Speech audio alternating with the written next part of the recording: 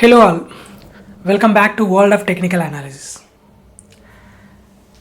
Candle ప్యాటర్న్స్ని understand చేసుకోవడానికి మనకి అసలు క్యాండిల్స్ ఎలా ఫామ్ అవుతాయో అవి తెలియాలి. ఈరోజు మనం క్యాండిల్స్ ఎలా ఫామ్ అవుతాయో చూద్దాం. ముఖ్యంగా గ్రీన్ క్యాండిల్ ఎలా ఫామ్ అవుతుంది, రెడ్ క్యాండిల్ ఎలా ఫామ్ అవుతుంది, అప్పర్ విక్ అంటే ఏంటిది, లోయర్ విక్ అంటే ఏంటి, క్యాండిల్ యొక్క రియల్ బాడీ అంటే ఏంటి, క్యాండిల్ యొక్క రేంజ్ అంటే ఏంటి, వీటి గురించి మనం తెలుసుకుందాం.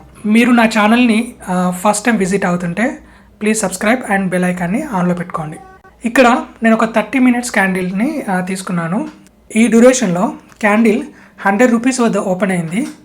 మార్కెట్లో ఏదో సమ్ న్యూస్ వల్ల ప్రైస్ ఫాల్ అవుతూ 75 రూపీస్ లోకి వెళ్ళింది. అక్కడ నుంచి మళ్ళీ ఏదో పాజిటివ్ న్యూస్ వల్ల ప్రైస్ ఇంక్రీజ్ అవుతూ 175 రూపీస్ వరకు వచ్చి హై మేడ్ చేసింది.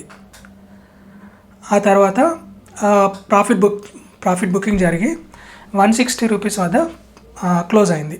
ఇక్కడ మీరు గమనిస్తే ఓపెన్ ప్రైస్కి క్లోజ్ ప్రైస్కి డిఫరెన్స్ ఏదైతే ఉందో అది క్యాండిల్ యొక్క రియల్ బాడీ అవుతుంది.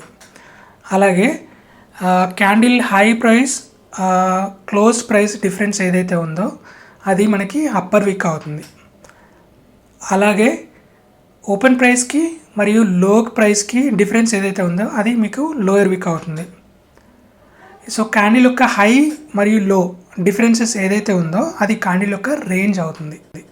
సేమ్ ఇలాగే రెడ్ క్యాండిల్ కూడా ఫామ్ అవుతుంది, బట్ ఓపెన్ ప్రైస్కి నెగటివ్గా. ఎగ్జాంపుల్ చూసుకుంటే క్యాండిల్ మనకి 100 రూపీస్ వద్ద స్టార్ట్ అయింది.